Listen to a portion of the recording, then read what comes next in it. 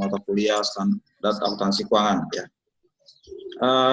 Kita balik sebentar ya, ke topik yang pernah saya berikan, cuman saya refresh lagi dan saya mau kasih tambah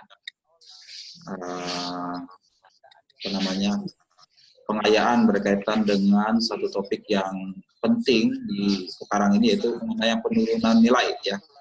Ini beberapa minggu yang lalu sudah saya berikan bahan, cuman saya belum terangkan yang topik mengenai penurunan nilai aset. Ya. Ini akan saya jelaskan dulu malam ini ya, karena justru di kondisi pandemi seperti sekarang ya, topik ini penting untuk diamati ya. Apakah perusahaan bersedia mencatatkan terjadinya penurunan nilai aset karena kondisi pandemi ya. Ini saya coba terangkan hari ini ya, berkaitan dengan ini ya.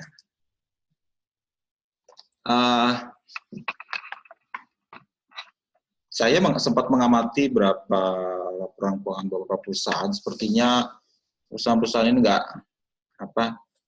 belum banyak yang memaham, entah belum paham atau memang sengaja nggak mau ikutin standar, bagaimana ya. Sambil saya terangkan, saya ambil beberapa perusahaan, tapi sayangnya ini perusahaan di luar negeri yang sudah pernah melakukan pencatatan penurunan nilai aset, ya, impairment dalam bahasa Inggris, impairment. Nanti saya terangkan melalui slide yang pernah saya berikan, ya, berkaitan dengan penurunan nilai aset. Ya, saya terangkan sebentar ya.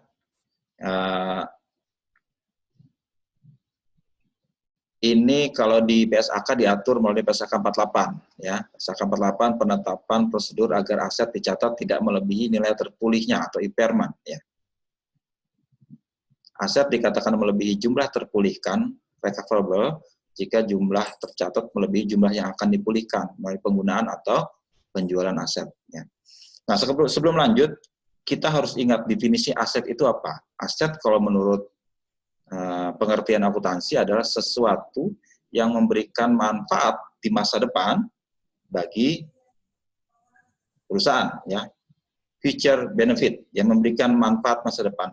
Kalau misalnya karena satu keadaan ya, aset itu tidak bisa memberikan manfaat ya, manfaatnya macam-macam, berupa pendapatan, diperoleh pendapatan, atau dipenuhinya kewajiban kita pada pihak luar, atau diperoleh pendapatan, itu kan manfaat ya kan. Kalau itu ternyata tidak bisa direalisir manfaat itu, maka aset itu jangan boleh diakui. Nah, itu logikanya ya. Aset yang ada sekarang kalau memang tidak bisa memberikan manfaat sesuai yang diperkirakan semula, itu harus dikeluarkan dari aset atau dicatat terjadinya penurunan atau impair. Dalam bahasa Inggris impair itu rusak ya, rusak. Ya, maksudnya rusak itu tidak sesuai dengan rencana semula. Nah, itu harus diingat itu ya. Nah, sesuai dengan prinsip itu, standar akuntansi mengakomodir agar aset itu bisa diturunkan sesuai dengan berapa nanti yang estimasi yang kita dapatkan akan bisa kita realisir di masa depan ya. Itu mencakup semua jenis aset ya. Tapi karena ada PSAK yang lain yang sudah mengatur aset yang lain, misalnya persediaan sudah diatur melalui PSAK 14 ya, sudah diterangkan ya. Tapi prinsipnya sama kan, sudah kalian pelajari bahwa persediaan itu diakui sebesar nilai realisasi bersih, net realizable value ya. Atau nilai pasar atau nilai wajar ya, mana yang lebih rendah ya. Low or cost or market whichever is lower ya, mana yang lebih rendah dari cost pada saat belinya atau harga pasarnya ya. Kemudian aset yang timbul karena kontrak konstruksi, kemudian aset pajak tangguhan, aset dari imbalan kerja, aset keuangan nanti akan diatur sendiri kalau aset keuangannya. Khusus impairment itu aset non keuangan, financial asset, non financial asset. Kemudian properti investasi itu yang aset yang mau kita investasikan. Kemudian tidak lancar, yaitu tidak termasuk dalam ini. Cuman aset lainnya itu berarti harus ikut aturan dalam PSAK 48 ini. Ya.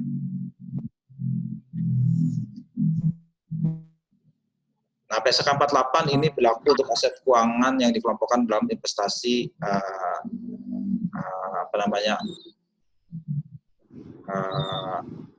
dalam bentuk aset dalam bentuk investasi, ya. Misalnya ada punya anak perusahaan juga bisa dikelompokkan ke sini, ya, anak perusahaan, ventura bersama, joint venture dan entitas lainnya. Ya. Nah, ini ada istilah yang kita gunakan, impairment test, nanti kita, ada istilahnya jumlah terpulihan, jumlah tercatat, nanti akan dijelaskan di belakang. Nah, impairment, penurunan nilai, maksudnya aset yang semula dicatat, tidak lagi dicatat sebesar itu. Dulu kita misalnya beli 100, ya. Beli 100, kemudian ternyata aset ini kita susutkan, misalnya rencana 5 tahun, ya. Berarti dalam 5 tahun, 20. Kalau kita susutkan dengan rata-rata tertimbang akan jadi 20 per tahun, ya kan. Nah, di perjalanannya misalnya sudah disusutkan 20, ya, 1 tahun. Ternyata di tahun kedua aset ini nggak bisa kita pakai karena sebab-sebab tertentu, ya. Ya berarti apa? Nilai aset itu harus kita cek lagi apakah sesuai dengan kondisi sekarang. Tadi kan 100 dikurang 20, sekarang 80 nilainya. Ya. Ternyata aset ini nggak bisa lagi kita pakai. Dan kata lain, manfaat ekonomi masa depannya nggak bisa kita realisir sebesar 80 tadi, ya kan? Nah, nilai tercatat 80, tapi jumlah terpulihkan tuh aset itu kalau dibuat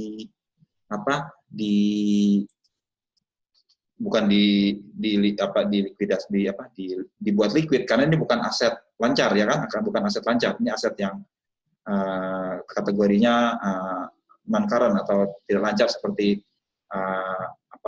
tanah dan bangunan dan peralatan itu kan gitu. Jadi jumlah terpulihkan itu adalah jumlah yang akan kita pulihkan dari aset yang ada ini. Ya. Nah, kalau jumlah yang dipulihkan itu lebih kecil dari yang nilai tercatatnya, maka itu akan kita turunkan sebesar berapa tadi nilai terpulihkan. Ya. Dan ini harus kita lakukan secara periodik. Ya. Ada tidaknya terjadi indikasi penurunan nilai, test of impairment. Nah, jika terdapat indikasi bahwa perusahaan berbeda recoverable amount-nya, recoverable amount itu jumlah terpulihkan, ya, maka harus dilakukan pencatatan kalau memang ada penurunan atau impairment. Jadi nggak bisa satu aset itu terus dicatatnya atau disusutkan sesuai yang direncanakan semula, terus menerus kita review, kita lihat kondisinya apakah memang ini akan terus terjadi apa enggak. Nah, bila ada indikasi penurunan nilai setelah dilakukan pengujian, tadi harus ada tesnya kan, impairment test, maka perusahaan akan mengakui adanya rugi penurunan nilai dalam laporan laba rugi, ya kan, beban. Adanya rugi penurunan nilai atau dalam bahasa Inggris impairment loss. Pada saat kalau nilai tercatatnya carrying amount, nilai tercatat carrying amount itu lebih besar dari nilai terpulihkan, recoverable amount. Ya. Nanti akan ada contohnya di belakang, ya kan, sudah kalian lihat ini slide ini. Jadi kalau nilainya tercatat tidak sesuai lagi, maka kita harus turunkan nilainya sebesar berapa nilai terpulihkan.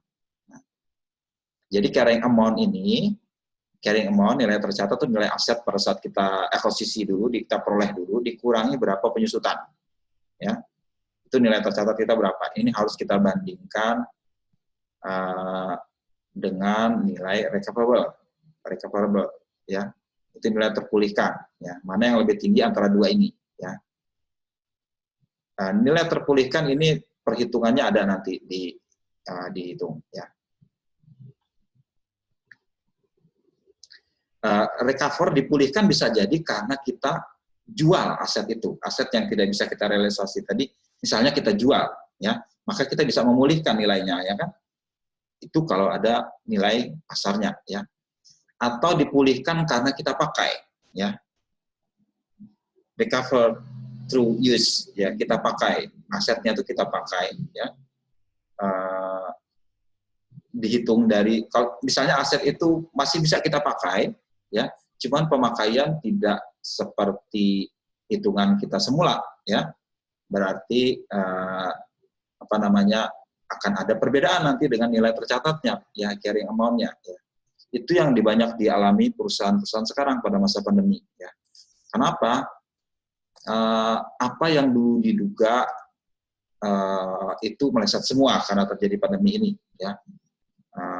Maka mungkin pemakaian tidak seperti yang direncanakan semula, ya. Dan itu membuat yang kita catat jadi beda, ya. Jadi selisihnya harus kita akui sekarang. Jadi akuntansi mengharuskan kita konservatif. Kalau itu tidak bisa kita realisasi, akui aja rugi sekarang. Memang berat buat banyak perusahaan, ya. Bahkan dalam pemikiran kita yang tradisional ini terlalu berani istilahnya. Kenapa kita bisa berani menurunkan nilai aset sebesar itu? Mana buktinya dulu, kan gitu kan? Makanya itu yang dialami banyak perusahaan, ada keengganan perusahaan untuk mengakui adanya turunnya nilai aset itu, ya.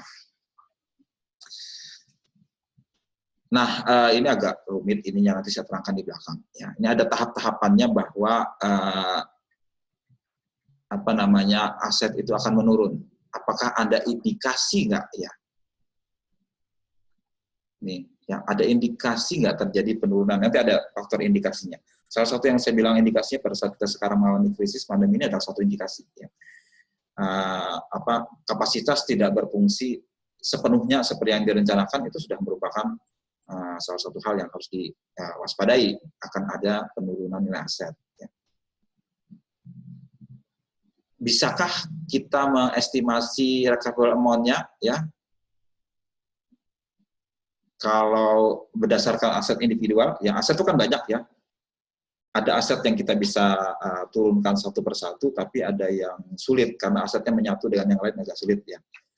Maka ada prosedur khususnya nantinya kalau kita tidak bisa mengestimasi nilai terpulihkan untuk satu jenis aset. Tapi kalau kita mampu hitung satu persatu, ya, kita bisa hitung itu, ya, dan kita bisa langsung turunkan nilainya dari aset tersebut. Tapi kalau aset itu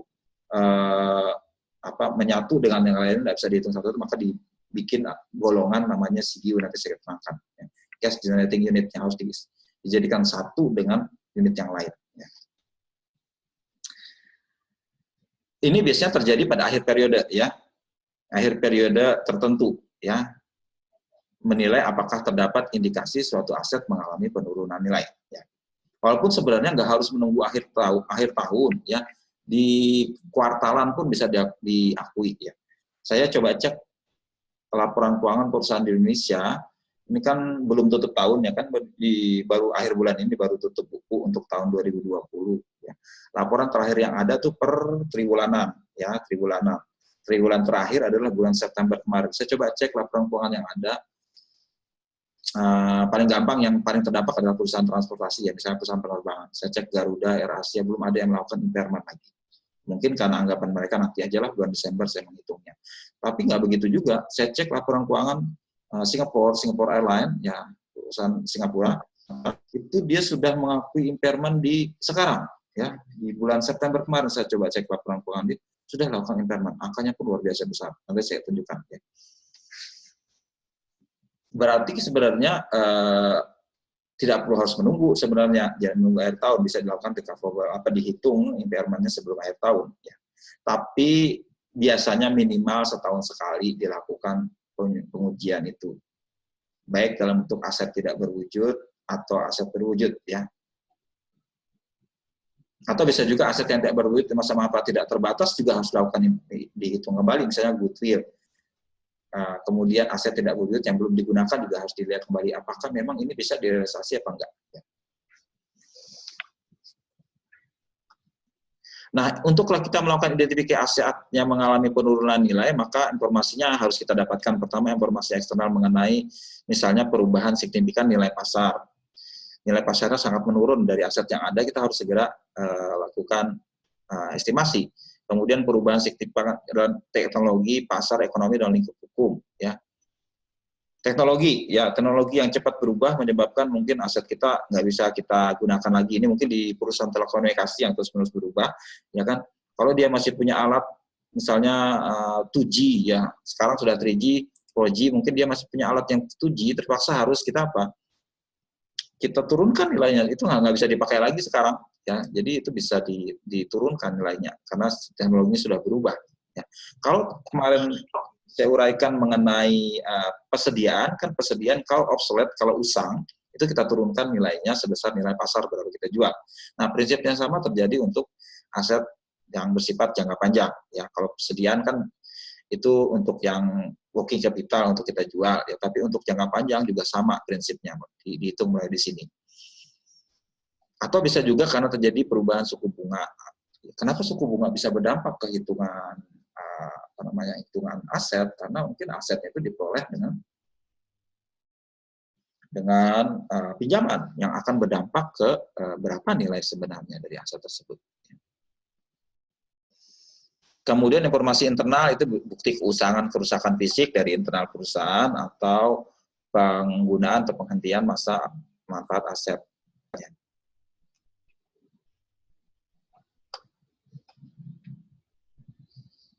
Nah, pengukuran berapa jumlah terpulihkan, ya, jumlah terpulihkan tadi kan kita hitung aset yang ada ini, bukan nilai tercatatnya, nilai tercatatnya otomatis ada di pembukuan kita kan, tapi sebagai pembandingnya kita harus hitung nilai terpulihkan. Nilai terpulihkan itu nilai yang kita anggap aset ini akan terpulihkan berapa, baik dari pemakaian atau penjualan. Ya.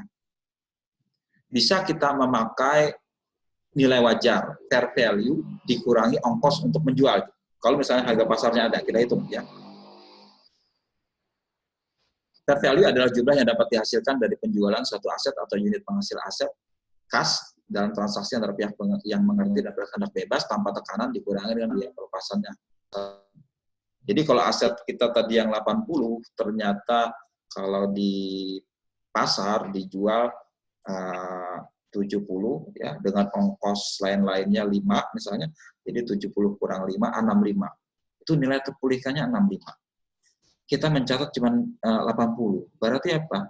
Nilai terpulihkannya lebih kecil dari nilai tercatatnya, carrying amount-nya. Berarti 80 dikurang 65, 15. 15 itu yang harus kita turunkan nilainya, sehingga aset itu sebesar 65 saja. Nah, atau alternatif lainnya, boleh diizinkan menurut standar ini adalah nilai pakai, value in use. Nah, value in use ini kita memakai prinsip kalau menurut teori keuangan, itu pakai nilai sekarang dari arus kas masa depan yang kita perkirakan diharapkan dari aset yang kita pakai sekarang. Ya. Jadi kita hitung, ya. Misalnya paling gampang perusahaan penerbangan deh tadi, ya. Kalau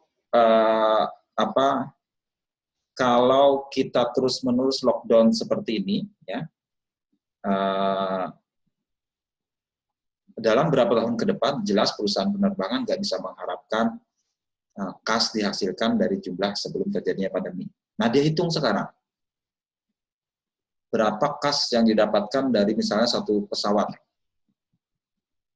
sampai dengan berapa tahun ke depan, dengan asumsi pandemi masih berlangsung dan proses pemulihan recovery memakan waktu sekitar 4-5 tahun misalnya, ya.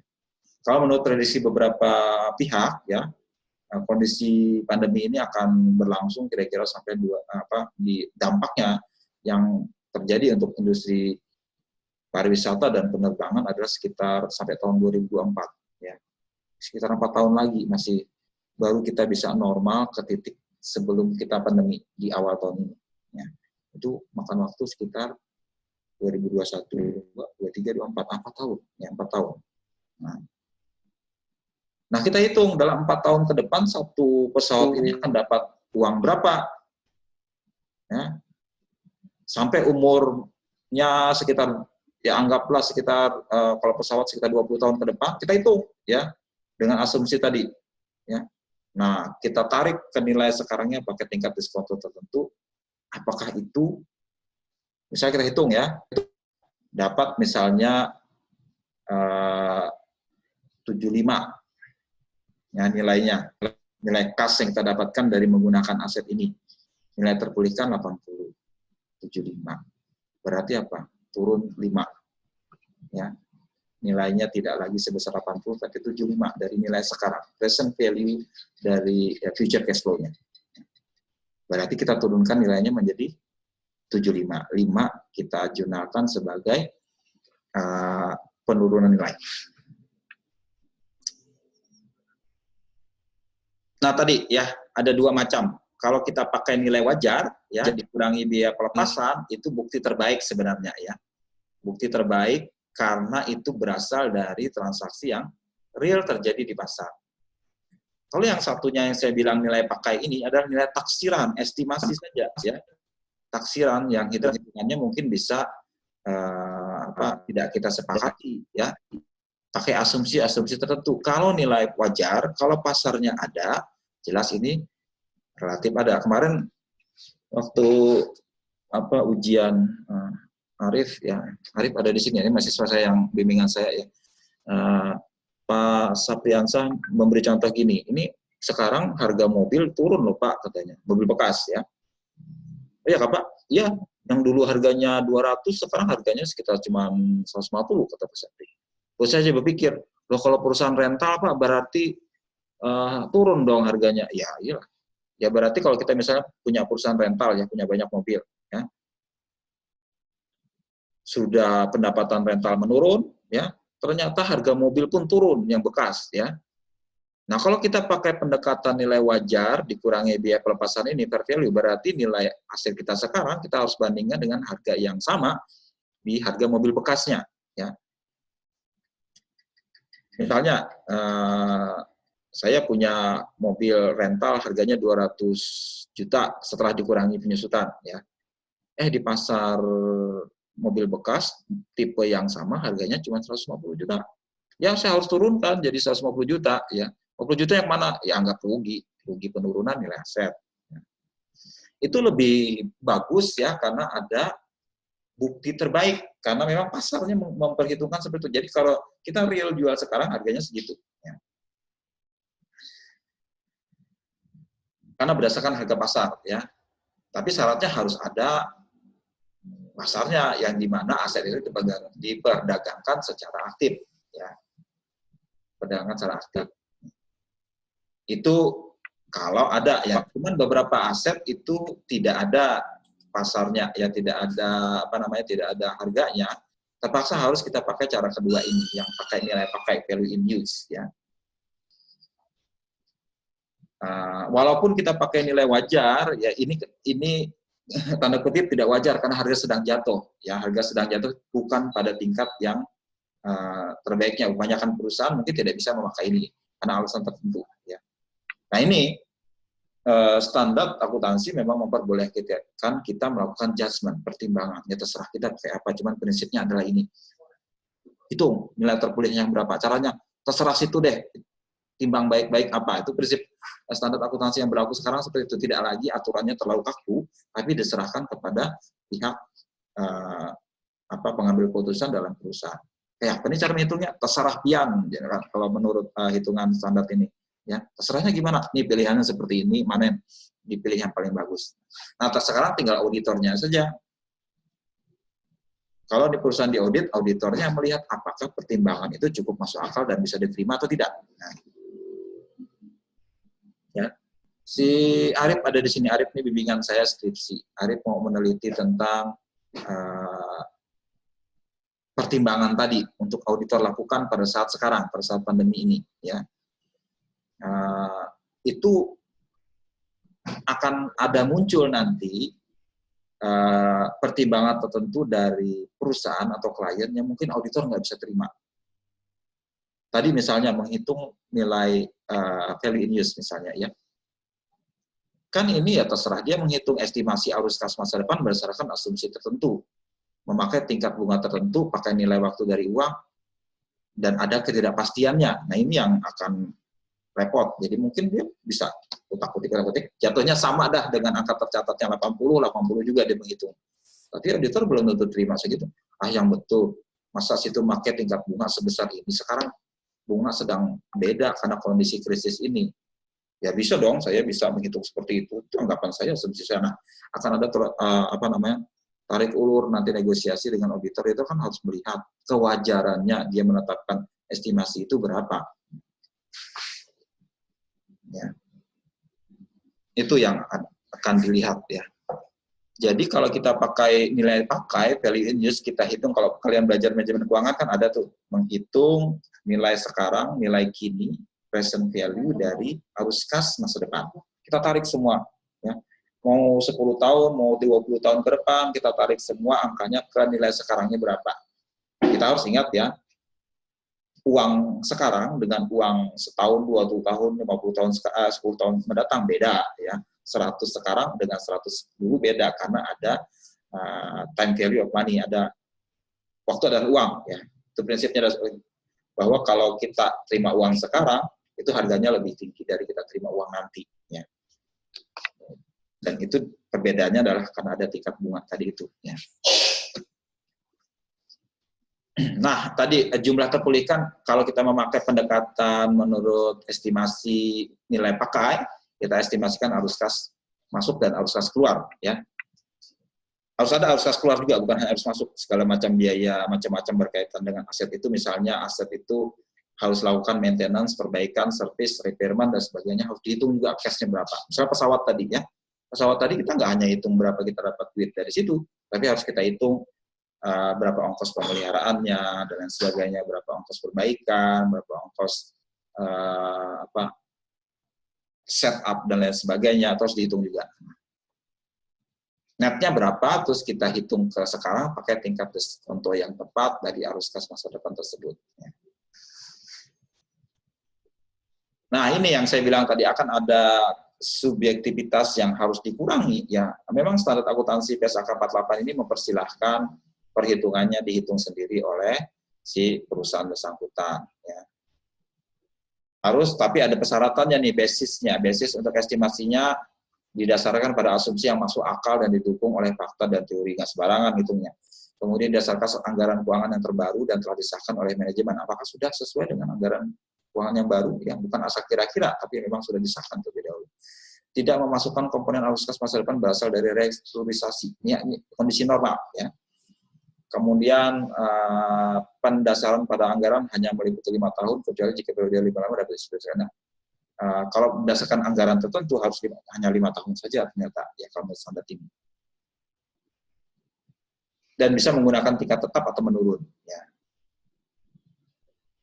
Yang menaik enggak ya. Kemudian tingkat pertumbuhan digunakan dan ekstrapolasi tidak dapat melebihi rata-rata jangka panjang pertumbuhan atau produk. Jadi jangan terlalu tinggi ya, ini nggak masuk akal nantinya ya. Harus tidak melebihi jangka rata-rata untuk pertumbuhan produk, industri, dan negara tempat investasi beroperasi atau pasar di mana aset tersebut digunakan. Ada kan tingkat pertumbuhan tertentu. Misalnya pertumbuhan ekonomi kita anggaplah sekitar 4-5%, dan mungkin kita lebih dari itu pertumbuhannya ya. Atau enggak karena nggak wajar. Ini secara tumbuhnya segini, dia nungguin sendiri, numbuh lebih dari itu. Dari mana nih dasarnya kan gitu.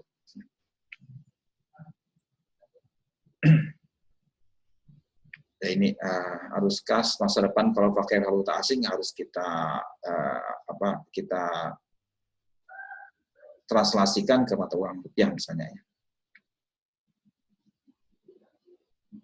Nah, tingkat diskonto yang ditetapkan adalah tingkat pengembalian yang diisyaratkan oleh investor, ya.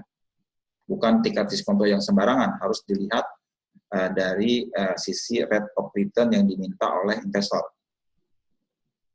Karena itu akan jadi perhitungan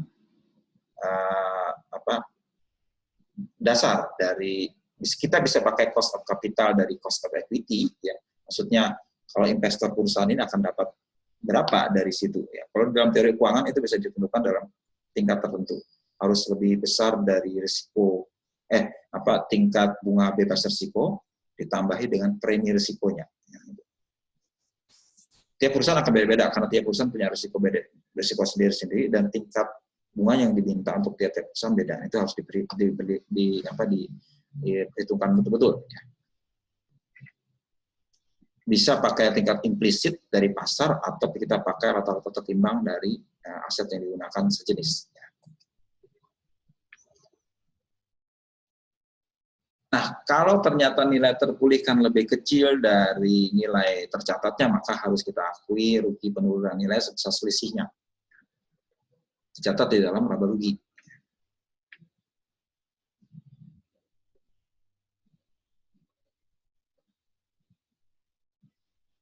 Nah, kalau terjadi revaluasi, ya kita kan punya, kalau di kemarin di waktu kita membahas standar untuk aset, ya aset tetap ada perusahaan boleh memakai metode cost atau metode revaluasi. Ya.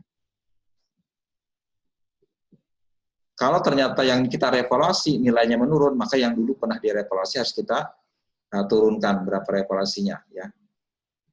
Jadi mengurangi surplus revaluasi untuk aset tersebut. Nah, ini ilustrasinya ya. Ini gambaran umum. Jadi carrying amount nilai tercatat dibandingkan compare to nilai terpulihkan recoverable amount. Kalau bisa tinggi, tinggi mana antara, kita bisa dua pendekatan, tapi kita pilih yang paling tinggi dari fair value nilai wajarnya atau value in use-nya. Jadi dua-duanya bisa kita pakai, kita bandingkan ya. Bisa seperti itu.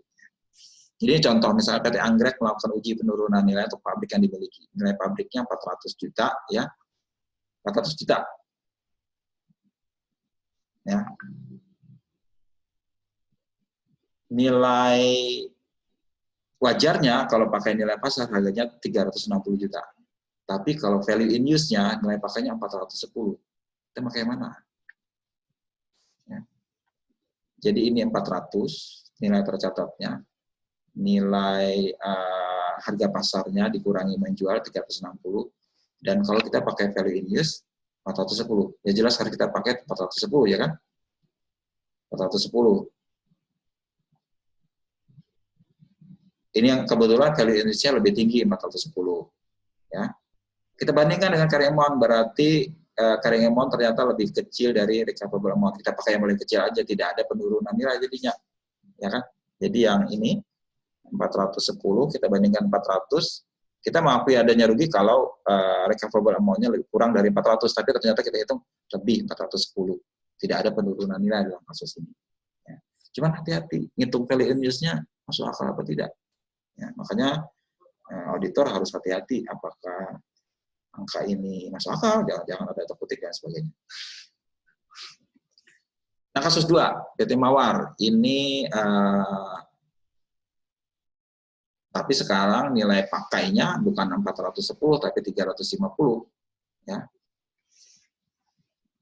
Maka 360 kan di sini ya. Nilai wajarnya fair value kalau kita jual di pasar ya 360. Value in use-nya 350 ya.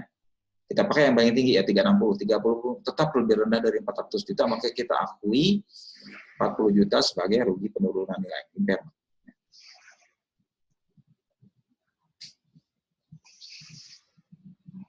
Ngerti kan maksudnya ya?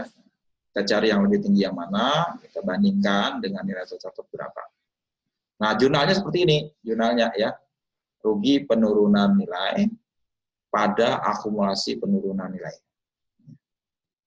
Nanti ini akumulasi ini akan disandingkan dengan nilai carrying amount tadi ya. Jadi ini sebenarnya boleh dikata menambahi adanya penjusutan lagi, penjusutan yang biasa, ketambahan dengan nilai ini. Ya. Nah, kalau misalnya asetnya itu sulit diperhitungkan secara individual, ya, misalnya ya, tadi pesawat kan, misalnya perusahaan penerbangan punya banyak pesawat, ya, kita bisa hitung berdasarkan satu pesawat, cuman satu pesawat ini kan bukan dia bergerak sendirian, dia harus terkait dengan aset lain, ya. Misalnya ya,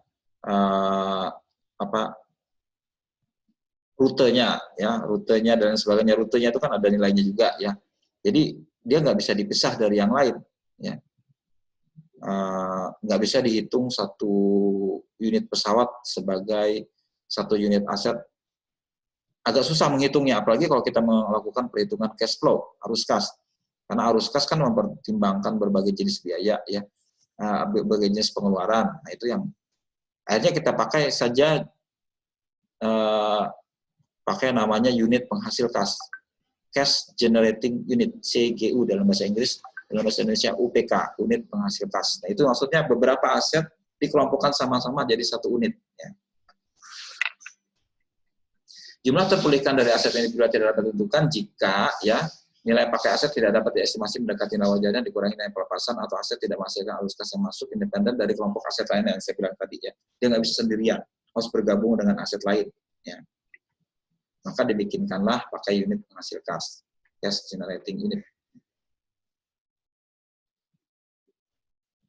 Unit terkecil atau kelompok terkecil dari aset yang termasuk dalam aset tersebut yang menghasilkan arus kas masuk yang independen dari arus kas masuk dari aset lainnya. Ya.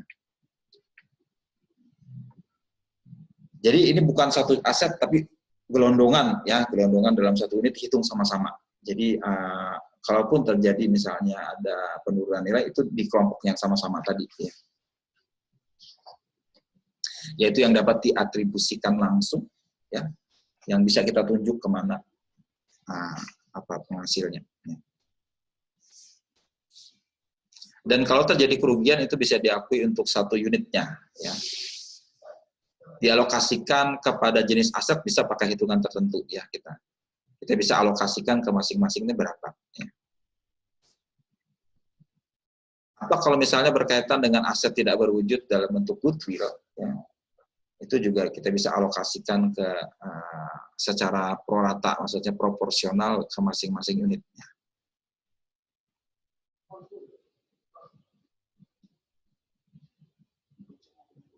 Jumlah kerugian nilai yang semestinya dialokasikan harus dialokasikan prorata ke aset lain dari unit. Ya. Prorata itu misalnya gini, kerugian tadi kan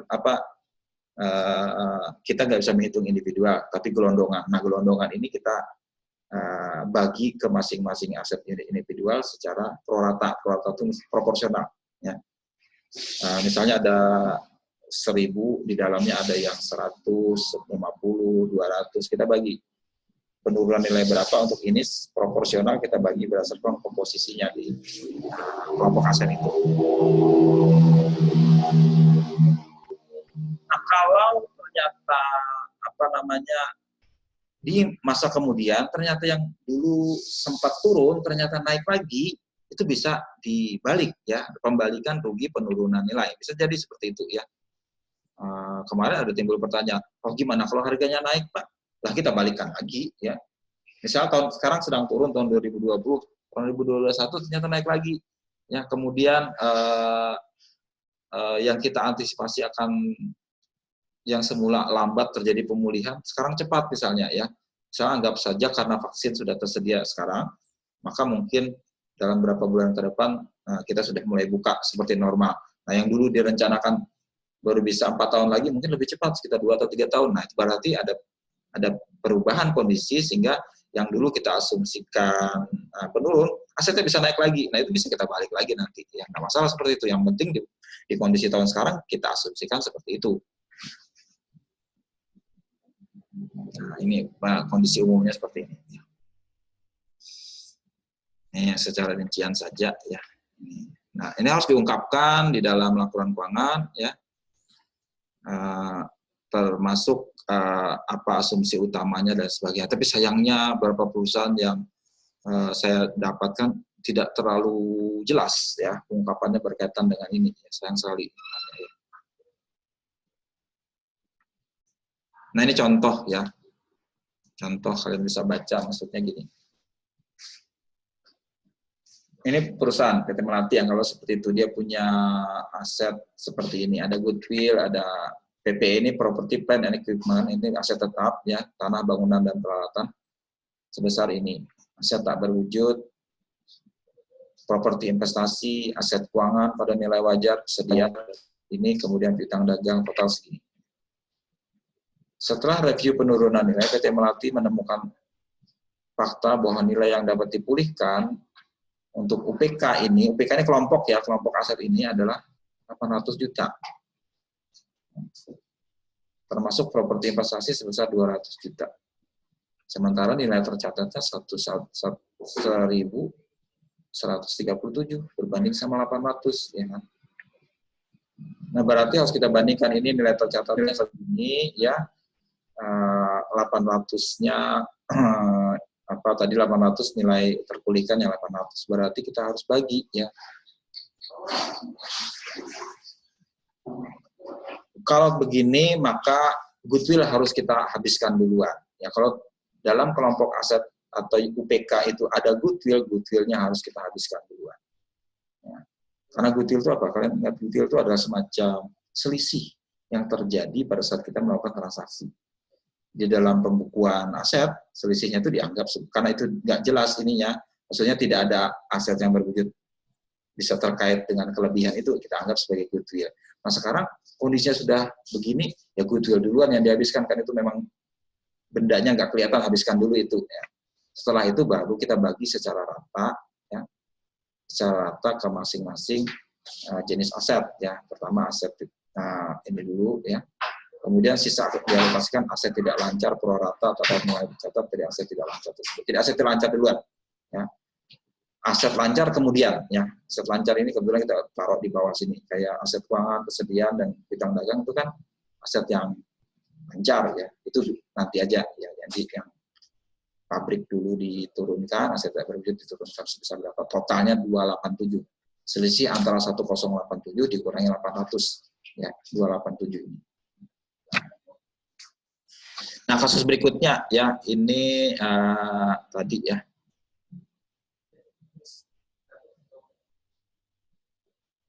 (60) dibanding 45, maka harus ada penurunan nilai sebesar 15. 15 ini kita bagi. Pertama goodwill dulu dihabiskan, properti, kemudian pabrik 3, seperti itu. Jadi goodwill akan 0 nilainya, ya. Yang lain masih ada nilainya. Ini kasus lain, ya. Kasus lain di mana ada 2 kemungkinan, ya. Nilai tercatatnya 27, value in use 18, fair value-nya 21. Berapa kerugian yang terjadi? Nah.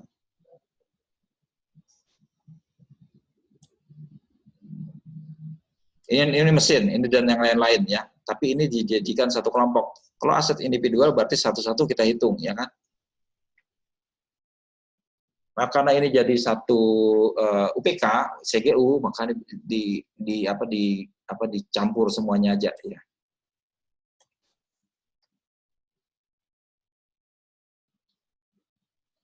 Nah, ini hitungan seperti ini, ya, penurunan kalau ini aset masing-masing individu, ini bukan CGU, sorry, ini bukan CGU tapi individu masing-masing, ya. Nah, kerugiannya seperti ini, ya, contohnya.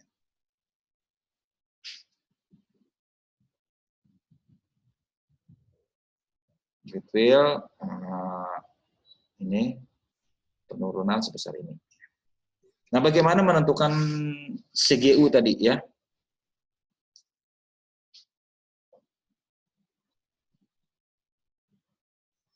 Misalnya, ini kasih contoh gedung yang sebagian disewakan, sebagian ditempati untuk digunakan sendiri. Ya.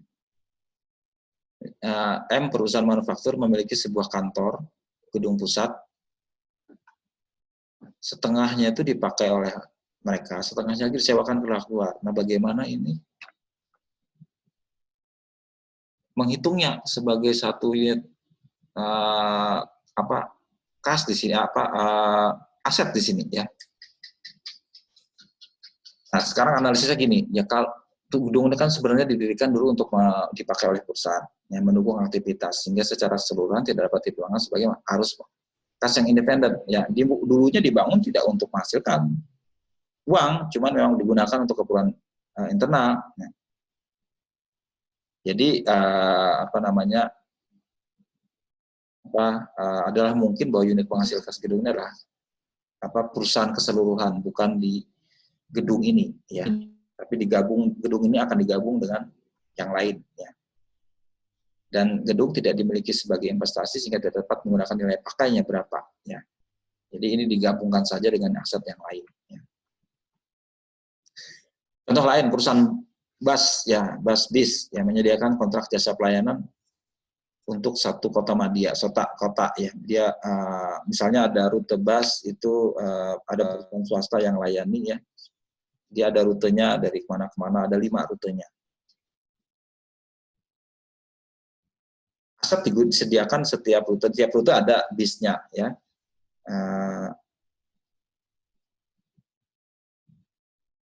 Nah, bagaimana menentukan ini? Apakah kita hitung satu bis atau keseluruhan? Ya. Disebabkan entitas tidak memiliki pilihan untuk membatasi salah satu rute, tingkat terendah dari arus kas masuk yang diidentifikasi adalah pada arus kas masuk kelima, sekaligus nggak bisa satu-satu. Karena apa? Karena satu aset itu berkaitan dengan yang lain, ya nggak bisa. Misalnya satu rute ini bisnya salah satu rusak, biasanya diambil dari yang lain bisnya, ya kan? Nah, ini jadi nggak bisa dipisahin, jadi tetap ada 5 rute jadi satu semua. Ini berarti CGU-nya tidak bisa asetnya nggak bisa dihitung berdasarkan satu jenis bis, tapi digabung semua. Itu prinsip utamanya. Ini sama seperti ini ya, kereta api seperti itu juga ya. Jadi kita gabung saja. Ya. Ada ilustrasi seperti ini juga ya.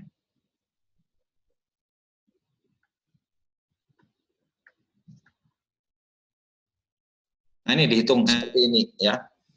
Ini nilai pakainya, dihitung seperti ini, dihitung berapa sampai berapa tahun ke depan, berapa tingkatnya, ya. Nilai pakainya akhirnya dapat 60 seperti ini. Nah, dapat 1360, kita bandingkan tadi ya dengan nilai tercatat.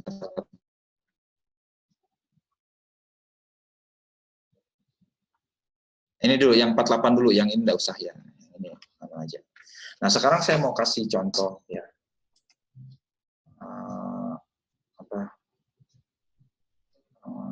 Perusahaan yang sudah melakukan, sayangnya tadi di luar negeri saya belum menemukan, di Indonesia lagi.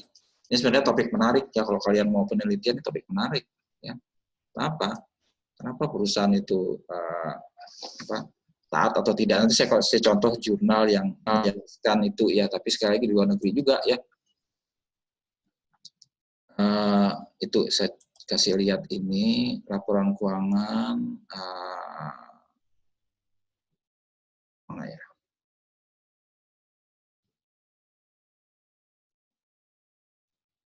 Mana tadi?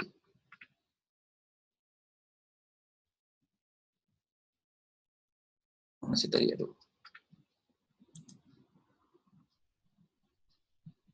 Saya cari dulu ya, mana tadi bendanya.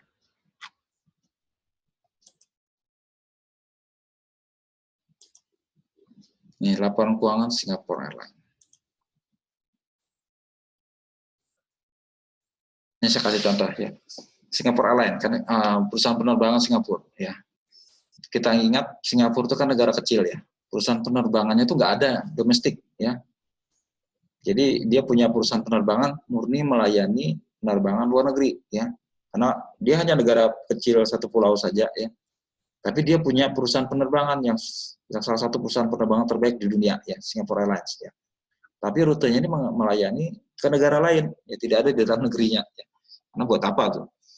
Saya pernah ke Singapura jalan-jalan keliling negeri itu 1 hari selesai. Ya, karena cuma pulau kecil aja ya. Jadi nggak ada pesawat domestik ya. Nah, begitu pandemi sekarang terjadi, aduh parah sekali dia ya. Karena beberapa negara menutup border perbatasannya, tidak boleh masuk, terdampak sekali ya. Kasihan mereka ya, karena sangat tergantung pada lalu lintas dunia ya. Kalau kita di Indonesia ini, walaupun kita lockdown dengan pihak luar, di dalam sendiri kita masih bergerak sendiri, jadi relatif nggak terlalu mati istilahnya ya. Walaupun misalnya jalan darat masih bisa, kita segala macam ya. Dulu beberapa bulan yang lalu waktu penerbangan dibatasi, ya kita nggak terlalu repot-repot juga, masih bisa juga bergerak. Tapi kalau di Singapura agak repot juga, benar-benar terkunci deh itu jadinya. Nah, ini laporan keuangan Singapore Airlines untuk sampai dengan 30 September 2020. Dia tutup tahunnya bukan 31 Desember, tapi 31 Maret. Ya. Jadi kalau 30 September berarti dia baru setengah tahun. Maret ke September kan 6 bulan. Ya. baru setengah tahun. Nah ini coba kita lihat, ini laporan laba rugi dia ya dalam bahasa Inggris ya. Ini pendapatan dia turun separuh 7,9 jadi 3,5 ya, separuh, di bawah separuhnya ya. Di sisi lain ya, dia mengalami kerugian yang parah sekali. Dulu masih untung 225, sekarang minus 3.477 dalam jutaan dolar ya. 3.400 juta dolar. Coba kita lihat, 3 ini paling banyak dari mana? Ternyata dia ngakui adanya impairment. Pesawatnya diturunkan nilainya sama dia, 1.444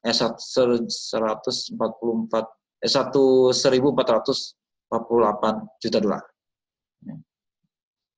Juta dikalikan 1.000, 1 miliar ya, 1 miliar dolar, 1,4 miliar dolar.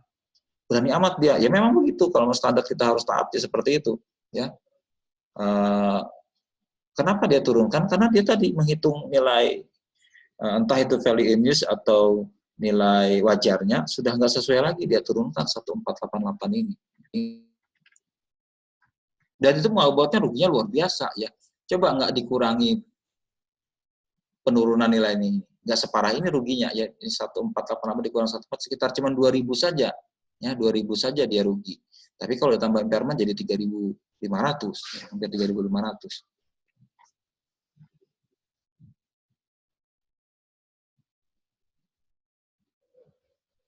Nah ini, dan dia kasih catatan ya. Following the review of future plans, ya maksudnya berdasarkan tinjauan dia atas rencana penggunaan armada dia di masa depan, perusahaan mencatat, grup perusahaan mencatat impairment loss, ya, rugi penurunan nilai sebesar 1.333 juta dolar. Berdasarkan 26 pesawat yang tidak lagi digunakan, have been removed, ya, dikeluarkan dari operating fleet, dari pesawat yang dia pakai 26 pesawat.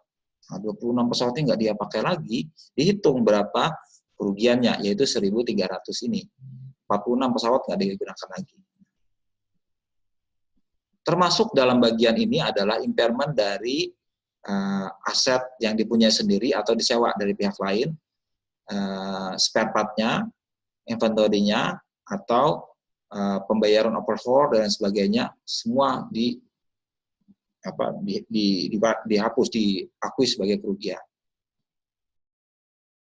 Dia juga ada mengakui impairment untuk base maintenance aset, ya aset bukan di pesawat, tapi di darat ya. Di darat, aset-aset yang di darat juga di impair sebesar 35 juta dolar. Ini terjadi karena COVID, yang baru 6 bulan belakangan ini terjadinya di sebesar ini ya. Karena di tahun lalu dia tidak mencatat ya. Coba lihat angka tahun lalunya 0 kan. Ini angka tahun ininya 1.400 tambah 35 tadi ya. Goodwill juga ada dihapus ya. Goodwill dihapus juga. Bukan main dia mencatat kerugian sebesar ini.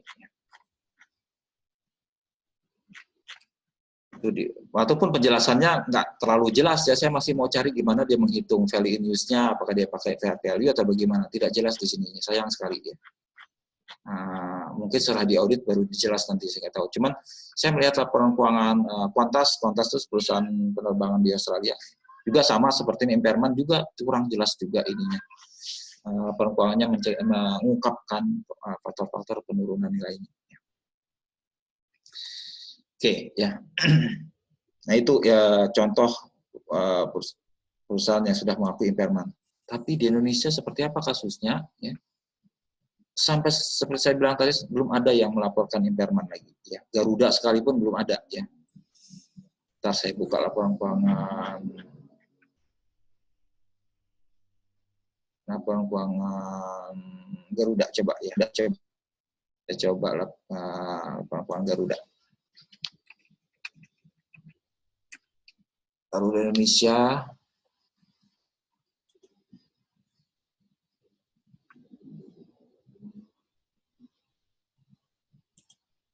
tahun 2020 sampai dengan September kemarin ya.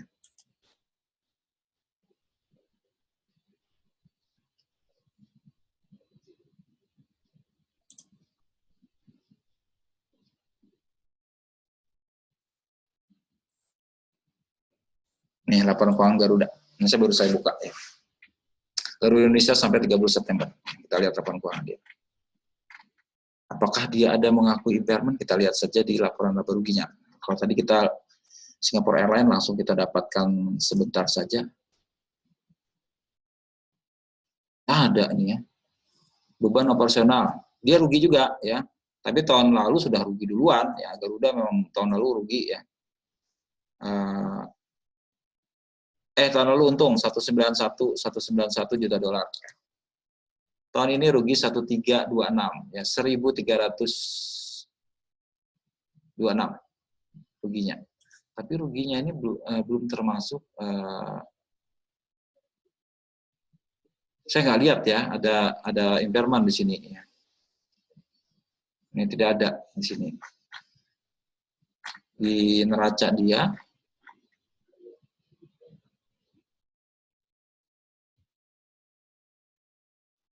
dia justru naik luar biasa karena ada terjadinya pengakuan PSAK mengenai leasing ya. Dan ada di Garuda. Nah, Garuda kalau benar-benar fair ya dia akan rugi lebih banyak lagi karena dia belum menghitung impairment. Menghitung impairment yang terjadi di tahun ini. Bukan main parah sebenarnya ya. Tapi sayang ditutup-tutupi semua ini. Ya. Kalau kita melihat laporan keuangan perusahaan yang sejenis, harusnya Garuda juga harus sama. Ya. Apalagi SAK kita sudah sama di negara lain. Ya. SAK kita sama dengan IFRS, International Financial Reporting Standard, dan juga IAS, International Accounting Standard. Ya. Harusnya sama, tapi kok perlakuannya beda seperti ini. Tapi saya baca literatur ya. Saya baca literatur, memang ternyata ketaatan banyak perusahaan memang rendah ya dalam hal menaati masalah impairment. Ini saya coba sharing. Ada jurnal ya, kita harus sering baca jurnal ya. Makanya kalau kalian mau penelitian, kita harus banyak baca jurnal. Supaya kita paham, ya kalau Pak Rizwan Yudi bilang syarat buat skripsi yang baik itu 3M. Ya. Saya pikir 3M sama seperti masker, mencuci mulut, bukan. Tapi membaca, dan membaca. Ya. Banyak baca istilahnya. Ya. Nah ini, di Australia ya. Ini evaluasi aset impairment pada perusahaan Australia. Apakah mereka terdampak melalui, kalau dia menyebutnya 136 ya.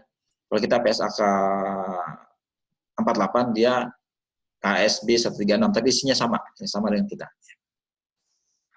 Nah, perusahaan Australia juga umumnya ada nih orang melakukan penelitian nih, si Bond, Governor dan Wells ini melakukan penelitian.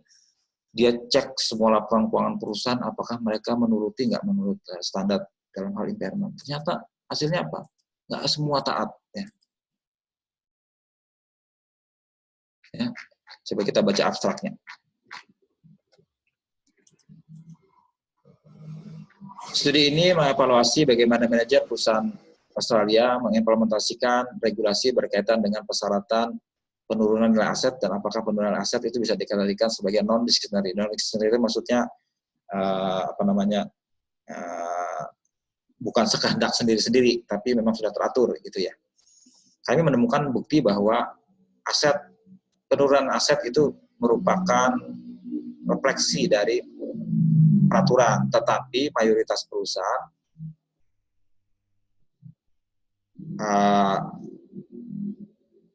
mempunyai indikator penurunan, tapi tidak mengakui asetnya itu dalam laporan keuangannya, ataupun sekali mengakui dia lambat mengakuinya, delay ya.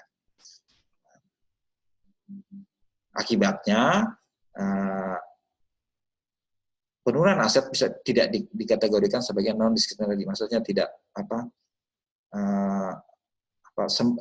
sembarangan gitu loh. Jadi Discriminated maksudnya sekehendak mereka. Ini bisa digolongkan sekehendak mereka, ngaku apakah ada terserah saya gitu kan. Walaupun standar mengharuskan seperti itu. Nah itu ternyata begitu ya. Makanya tidak heran tadi Garuda sekalipun ternyata belum mengakui, di luar negeri juga sama ya. Kalau tadi saya kasih contoh Singapura, itu salah satu contoh yang bagus sebenarnya. Walaupun sebenarnya perusahaan penerbangan juga banyak telat juga ya mengakuinya. Nah ini agak jelimet saya terangkan di sini. Cuman ini kalau kita melakukan penelitian kita harus baca. Ternyata orang lain sudah melakukan penelitian seperti ini dan kita punya dapat gambaran sekarang. Terus terang kalau saya belum baca literatur seperti itu, saya nggak paham. Ternyata banyak perusahaan memang melakukan seperti itu. Saya sembarang tuduh aja Garuda nih payah nih, ya. Ternyata bukan dia sendiri yang melakukan, orang lain juga sama. Ya, bahkan di luar negeri sekalipun. Penelitian lain di Eropa juga sama, ada tulisan lain yang menyebutkan bahwa di Eropa di beberapa negara juga sama. Ya. Perusahaan nggak rela, enggan sekali mengakui kerugian karena adanya asetnya menurun ini. Nah sekarang kasus pandemi sekarang ini membuat ini makin urgen ya. Berarti kita harus curiga ya, banyak laporan keuangan menyesatkan karena tidak jujur mengakui memang asetnya sudah tidak sebesar yang diakui semula. Nah, ya itu yang saya mau terangkan di sini ya.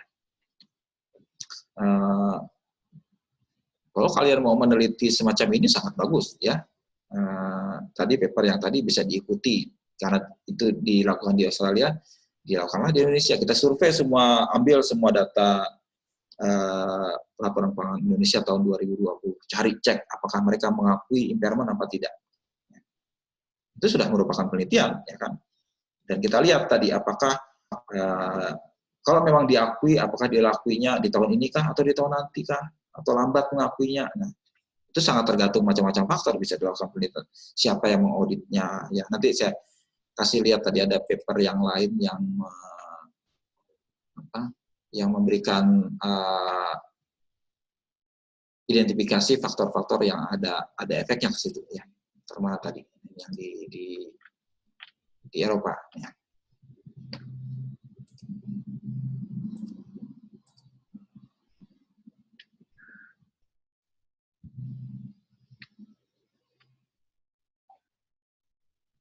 Di Eropa dia bikin semacam ini ya, dipetakan di semua negara ya. Kepatuhannya, compliance-nya seperti apa, dan faktor yang mungkin berdampak ada kalau nggak salah saya baca kemana-mana.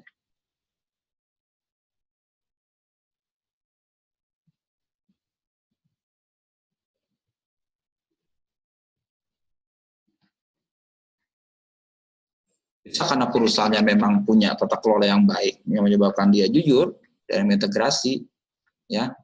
Atau bisa sebab karena auditornya sangat teliti sehingga menyebabkan perusahaannya segera mengakui adanya impairment tadi ya. Gimana ya? Bukan di sini ya. Nanti intinya gitu ya, ada faktor-faktor lain yang menyebabkan itu ya. Itu bisa diteliti ya. Jadi satu objek penelitiannya menarik di tahun ini ya. Kalau memang itu. Bimbingan saya si Arif tadi dia tidak meneliti secara langsung, tapi meneliti langsung ke auditornya. Ya, apakah auditor kita peka terhadap kemungkinan adanya impairment seperti itu, dan itu bisa di kalau Arif mencari lebih lanjut apakah auditor tersebut punya skeptisisme profesional atau punya persepsi risiko yang khusus yang menyebabkan dia punya pemahaman bahwa ini harus dilakukan impairment atau tidak. Itu yang saya bisa saringkan hari ini. Ya. Bahan-bahan nanti saya ya di itu bahan yang tadi saya terangkan. Yang selain slide tadi kan sudah ada kalian punya ya. Cuman bahan-bahan lain saya akan saringkan. Jadi itu ya salah satu aspek yang kita harus perhatikan sebagai akuntan. Kita harus punya kepekaan tersendiri mengamati kondisi yang kita hadapi sekarang. Terus kita belajar standarnya seperti itu tadi. Nah, kalau kita hanya murni belajar standar murni nggak melihat ke lapangan, nggak lengkap juga. Makanya saya hari ini berikan pengetahuan mengenai kondisi di lapangan seperti apa. Contoh-contoh yang baik seperti apa, contoh-contoh buruk seperti apa. Deskripsi di lapangan seperti apa. Nah itu, ya. Saya coba berikan pada kalian. Nah sebenarnya aspek-aspek begini kalian bisa pelajari secara mandiri, ya kan. Nggak harus bergantung sama dosen, ya harus kita kalian harus aktif belajar sendiri dari mana. Kalau nggak tahu baru kalian harus tanyakan ke kami, ke dosen. Ya. Jadi banyak sebenarnya topik-topik penelitian ya kalau ini muncul dari adanya kita menggali ya pengetahuan yang kita dapat selama di mata kuliah dengan menghubungkannya dengan faktor-faktor luar ya. Faktor luar yang relevan itu akan jadi topik tersendiri. Tadi pun saya nggak sadar tentang ini, begitu saya buka-buka ya Google di internet loh. Karena saya sudah lama nggak praktik sebagai auditor ya, maklum saya ketinggalan ya. Tapi saya harus update supaya saya nggak dianggap kudet ya. Kondisi sekarang ini beda ya, jadi harus saya pun menangkap kondisinya seperti apa. Kalian juga sama ya. Harus paham kita kontekstual di lapangan seperti apa, aturan yang ada menurut standar seperti apa, teori yang ada menurut pemahaman kita seperti apa, kita klopkan apakah itu sesuai enggak. Yang kasus ini kebetulan nggak klop, ya. Nggak klop karena ada semacam keengganan dari pihak perusahaan untuk mengakui adanya kerugian. Ya, itu dulu untuk hari ini ya. Ada pertanyaan? Atau komentar? Ya. Jadi kita bisa berasumsi, ya. Ya. Garuda tuh BUMN nggak, Pak? Garuda BUMN, ya. Garuda milik negara, cuman sebagiannya dijual ke masyarakat. Ya. Coba kita lihat lapangan Garuda kalau mau tahu tadi ya. Garuda Indonesia, ya. Kalau kita mau tahu, itu kita lihat di catatan laporan keuangan di bagian modal saham. Atau di bagian atas dulu, di bagian deskripsi perusahaan. Nah ini di sini ada kan? Ini sejarah perusahaan ya. Garuda Indonesia didirikan tahun 31 Maret 1950. Ya. Awalnya berbentuk perusahaan negara, dirubah menjadi Persero, ya. Nah, perusahaan negara ya. Kemudian perusahaan mulai beroperasi dari tahun 1950 ya, dari sejak Indonesia berdiri sebenarnya ya.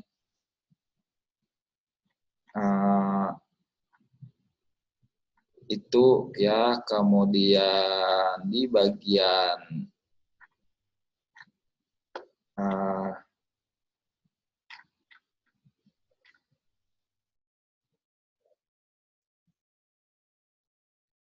nah, sejak tahun 2011 dia menjual sebagian sahamnya untuk ke masyarakat, sehingga tidak lagi murni dimiliki oleh pemerintah. Pemerintah Indonesia cuma punya berapa. Kondisi terakhir siapa pemegang saham kita lihat di catatan laporan keuangan berkaitan dengan modal saham. Di nomor berapa ini?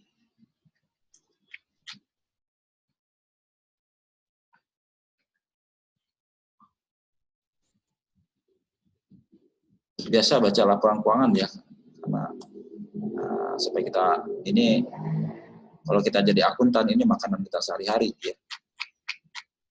Ibarat dokter ngurusi badan manusia, kita juga berurusan sama laporan keuangan ini ya. Nah, modal saham. Pemerintah Indonesia punya 60% sahamnya. Seri B. Ada Trans Airways punya 26%. Masyarakat total 13%.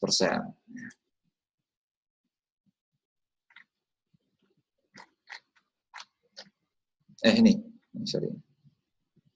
Pemerintah itu punya 60, Trans Airways punya 215, kemudian ada direktur punya kecil-kecil, total masyarakat 13,65%. Tapi karena pemerintah masih mayoritas, di atas 50%, maka masih tetap menggunakan persero istilahnya di atasnya. Perusahaan kalau BUMN itu nama di belakangnya persero. Persero itu berarti perseroan milik negara. Persero TBK kalau nama dia. Nih, PT Garuda Indonesia Persero TBK. Persero punya negara, tapi dia sebagian sahamnya dimiliki oleh masyarakat. Ini diberi tanda terbuka TBK ini.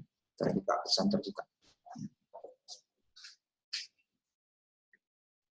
Makanya kemarin pas terjadi kasus Garuda, ya, langsung direkturnya dipecat sama Menteri BUMN. Karena Menteri BUMN adalah perwakilan pemerintah yang merupakan pemegang saham utama perusahaan, 60% ini. Ya. Semua perusahaan negara itu diserahkan kepada Menteri BUMN yang akan mengawasinya. Ya. Kebetulan Menteri BUMN-nya sekarang siapa namanya itu? Siapa namanya? Erick Thohir. Ya, Erick Thohir. Kasus terakhir Garuda kan karena direkturnya yang melakukan penyelundupan mobil penyelundupan moge terbesar, ya. Terus bawa sepeda segala macam di situ. Tapi itu nggak hanya sebagian kecil, dia punya kesalahan lebih besar lagi, dia memanipulasi laporan keuangan Garuda tahun 2018. Itu salah satu kasus besar gimana laporan keuangan dimanipulasi. Perusahaan negara digituin sama direkturnya, repot bener ya. Tapi kalau perusahaan negara itu terus ada main-main politik di dalamnya. Oke, ya itu ya. Kita nantikan nanti begitu Garuda rilis di laporan keuangan tahun ini, apakah mereka mengakui impairment? Kita harus nantikan nantinya. Kalau nggak mengakui, aneh sebenarnya bagi saya. Ya. Harusnya ada aset yang dia nggak bisa gunakan lagi, atau minimal value in use-nya menurun. Ya. Karena prediksi orang, industri penerbangan nggak bisa normal lagi sampai tahun 2024. Harusnya selama tahun 2021-2022 nilainya akan turun. Oke, itu ya. Ada lagi pertanyaan?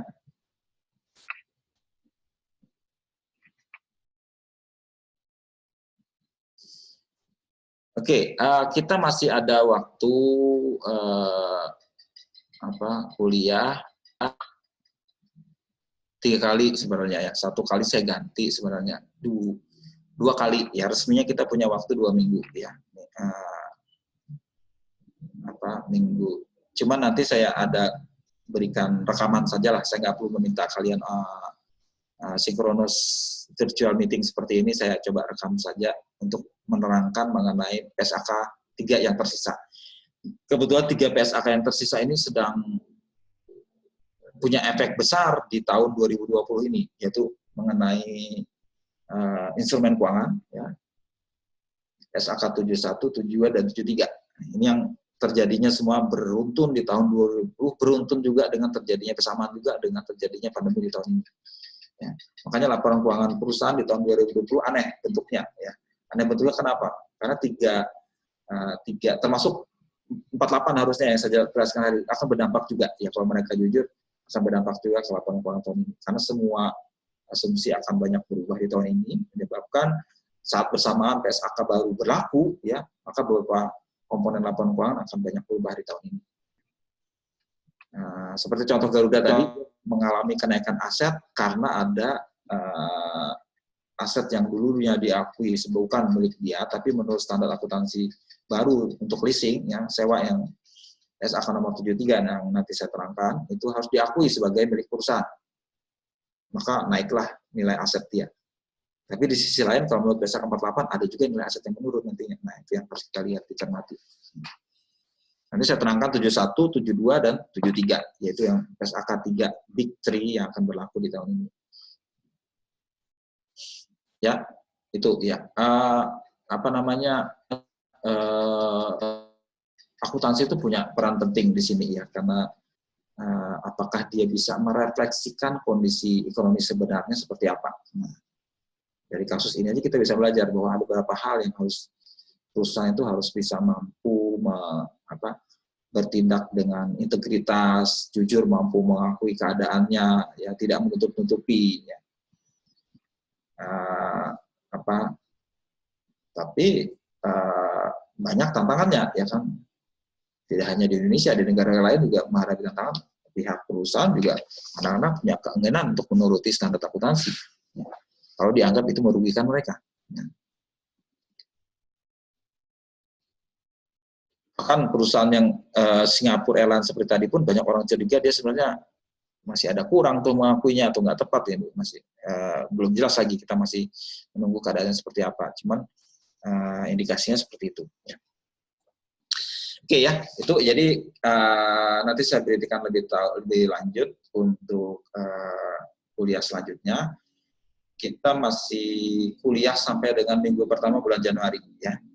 Ujian akhir semester itu mulai tanggal 11 Januari. Jadi kita masih ada kesempatan buat mengejar tahap yang belum habis tadi ya. 2 kali pertemuan lagi minggu depan dan setelah tahun baru ya. Walaupun sebenarnya kampus kita diliburkan cuman karena online ya, boleh saja ini diinikan. Kalian bisa, karena sekalian juga di rumah bisa aja sambil tidak perlu harus keluar rumah untuk belajar. Jadi tetap kita habisi sampai dengan 16 kali pertemuan kuliah sampai dengan nanti minggu pertama di Januari. Oke, itu ya. Ada pertanyaan sebelum saya tutup? Tidak ada lagi, Pak. Cukup. Ya. Bentar, saya ini kan. Ya ini ya, terus untuk ini karena orangnya sama dengan kuliah saya metode penelitian besok, ya metode penelitian besok tidak ada virtual meeting, cuman saya berikan rekaman, ya. Rekaman kuliah untuk bahannya mengenai analisis data dan pembahasan hasil, ya ada, nanti saya sharingkan di Neva, kalian lihat diri. Itu saya yang ngajar, ya cuman saya rekam di kelas lain kebetulan, di kelas S2, cuman nggak apa-apa, itu isinya juga sama berlaku untuk S1 sebenarnya itu ya. Saya itu kan di situ yang menjelaskan bab itu. Terus yang tugas kalian untuk yang proposal penelitian tetap harus dimasukkan ya, kalau hari ini terakhir ya. Tetap masukkan, nanti saya juga akan berikan penilaian secara review untuk masing-masing tugas yang diberikan. Saya berikan ke kalian ininya ya, sambil poin-poinnya, kelemahannya di mana dan sebagainya. Oke, itu sebelum saya akhiri bisa dibuka kameranya buat saya absen.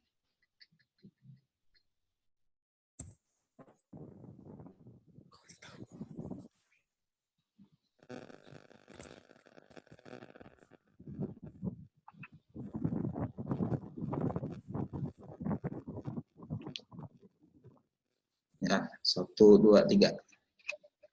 Kita sekali lagi ya.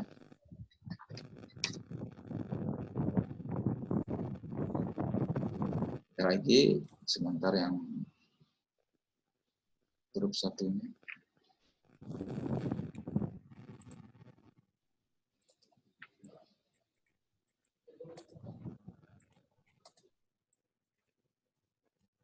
Ya, sudah.